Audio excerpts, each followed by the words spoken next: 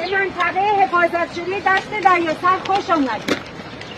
این دشت دریاسر از 2 سال گذشته ممنوعیت‌ها و محدودیت‌هایی براش اعمال شده که شامل ممنوعیت برپایی کمپ، چادر، بوته‌کنی، سرشاخه زنی، ممنوعیت ورود موتور، ممنوعیت سلاح سرد، ممنوعیت پت هستش.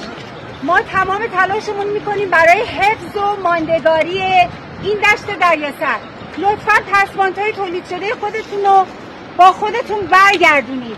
نیازی نیست که دوریزهای غذا پسماندهای ترتون رو تو دشت رها بکنید. حیات وحش نیازی به غذای ما نداره، به تهمانده غذای ما نداره. در دشت دریاسر تنها نظاره‌گر پاکی، آرامش و زیبایی باشید. ورود اسپیکر هم ممنوع. دوستان خسته نباشید.